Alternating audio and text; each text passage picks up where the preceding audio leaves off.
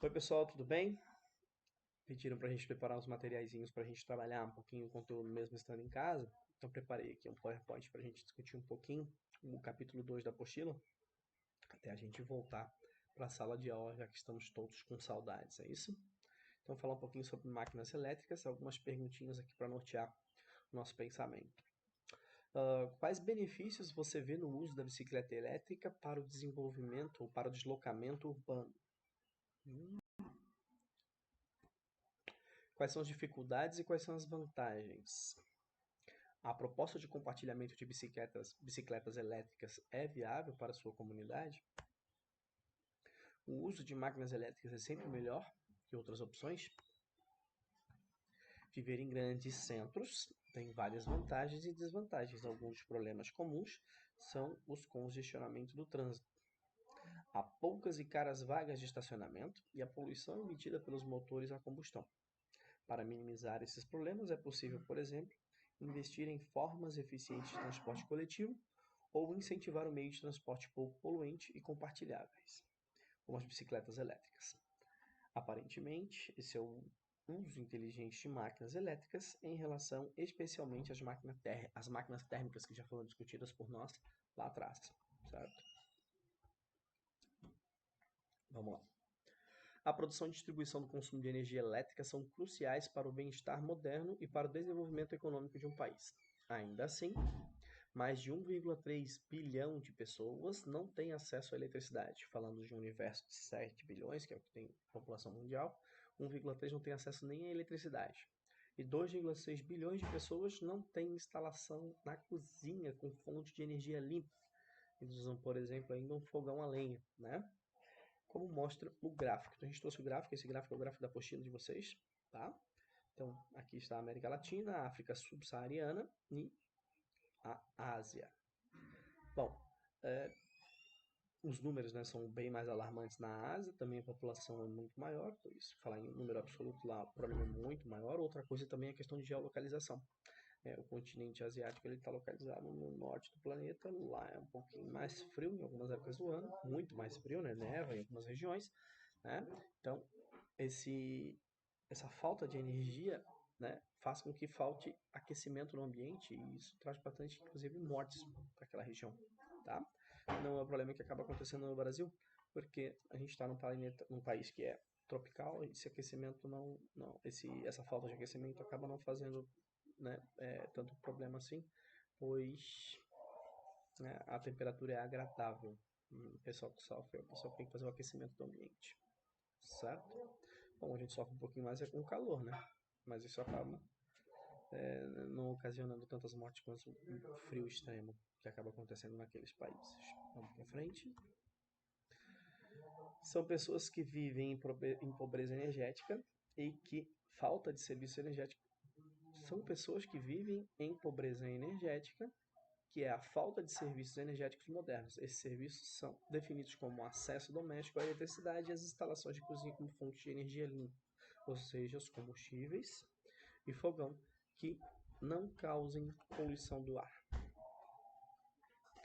A grande medida Em grande medida, a eletricidade é um pré-requisito para o desenvolvimento humano. A energia elétrica é necessária para a sobrevivência individual. É importante que a prestação de serviços sociais, como educação e saúde, é um insumo fundamental para todos os setores econômicos, desde a produção doméstica até a agrícola e industrial.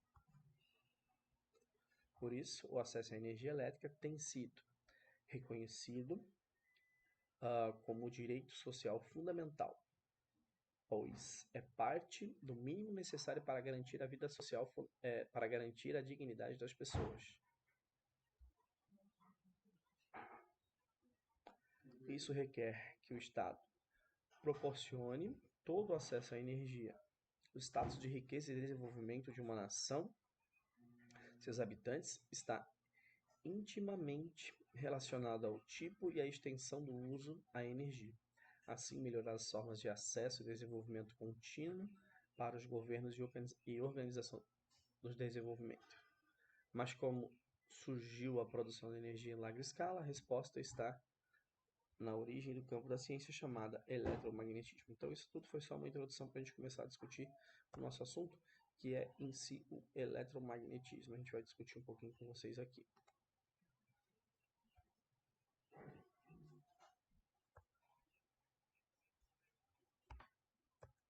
Agora foi.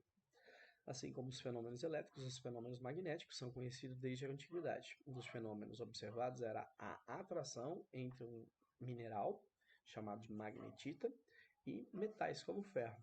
A magnetita é um ímã natural, ou seja, encontra-se na natureza. Mas já aprendemos a imantar objetos, constituindo ímãs artificiais. A bússola, por exemplo, é um ímã artificial, que se orienta com o campo magnético da Terra, podendo assim dar orientação e direção. Então, dois tipos de ímãs, natural, artificial. Natural é aquele que a gente encontra na natureza, artificial é aquele que é produzido por nós. Vamos para frente. Os ímãs são materiais que têm a capacidade de atrair outros corpos e interagir com outros ímãs. Apresentam dois polos magnéticos, que são denominados polo sul e polo norte. Esses polos são indivisíveis, de maneira que, ao cortar o ímã ao meio, seguem dois novos ímãs. Então, você pega um ímã, tem a parte norte e a parte sul. Se você cortar ele ao meio, você não vai ter um ímã só com a parte sul, você vai ter um novo ímã com a parte sul e a parte norte. E o outro pedaço é a mesma coisa, a parte sul e a parte norte. Ok?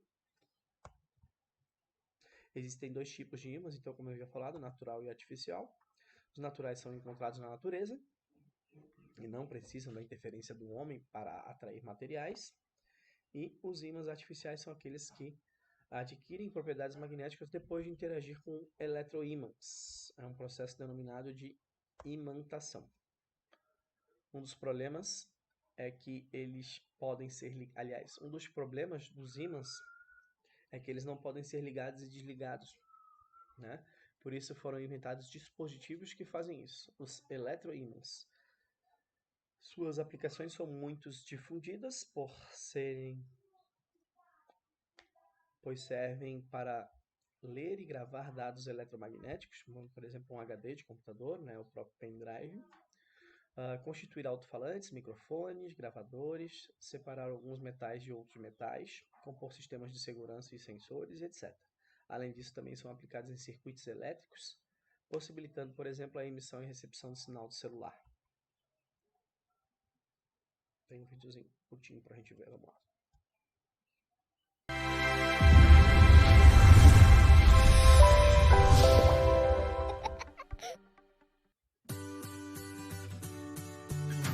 Olá, pequenos cientistas! Eu sou o professor Bill Tyson e juntos vamos conhecer diversas formas de ciência. Em episódios anteriores, falamos sobre eletricidade e magnetismo. Chegou a hora de unirmos estes dois conceitos, criando somente o eletromagnetismo. Acredita-se que na Grécia Antiga, um pastor de ovelhas descobriu uma estranha pedra que se grudou à ponta do seu cajado, que era feito de ferro. Aquela rocha era a magnetita, um ímã natural. Por muitos anos, o magnetismo foi estudado como um fenômeno único. Mas em 1820, o físico dinamarquês Christian Ørsted verificou que a agulha de uma bússola mudava de direção, se colocada sobre um fio com eletricidade, provando então que uma corrente elétrica gera campo magnético. E o grande cientista inglês, Michael Faraday, foi além e, através de seus experimentos, provou que o contrário também era verdade, que um campo magnético pode gerar eletricidade. E esta foi a origem do eletromagnetismo.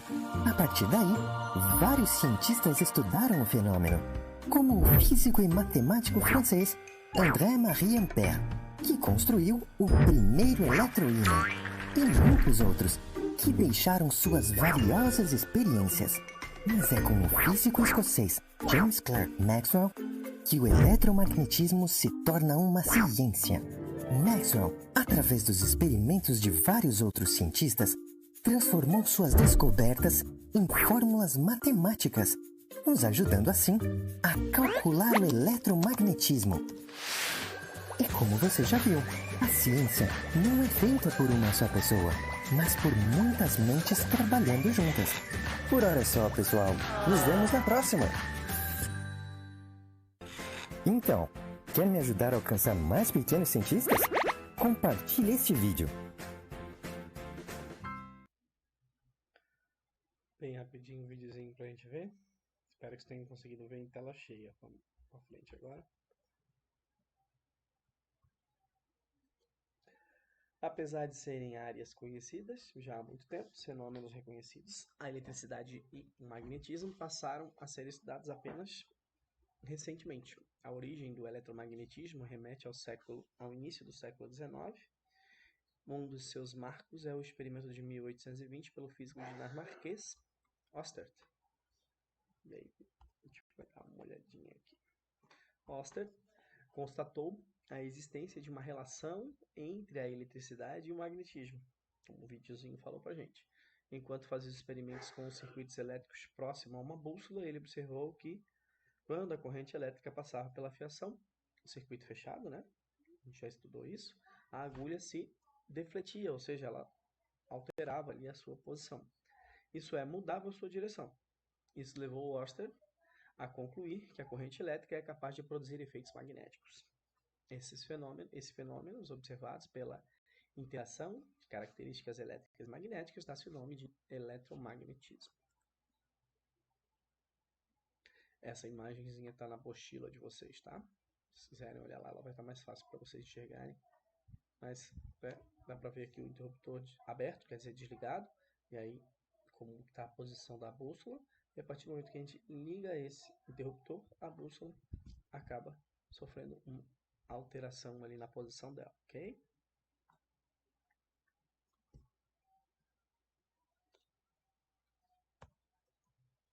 Outro vídeo, sim.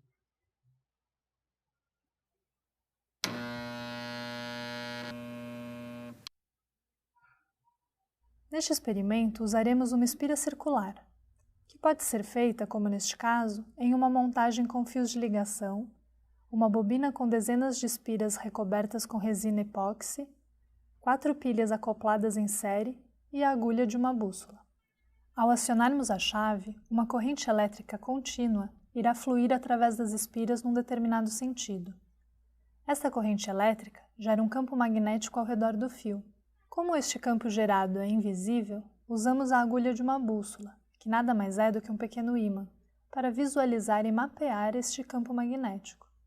Pode-se observar pelo movimento da agulha que o campo magnético tem polaridade norte numa das faces da espira e sul na face contrária. Se o sentido da corrente for invertido, invertendo-se os fios de ligação, nota-se que a polaridade do campo magnético também se inverte. O experimento demonstra que o campo magnético gerado pela espira é idêntico ao campo magnético ao redor de um ímã. A diferença é que num ímã os polos do campo magnético não se alteram, enquanto que numa espira o campo magnético pode ser invertido. Basta que o sentido da corrente que flui por ela seja invertido.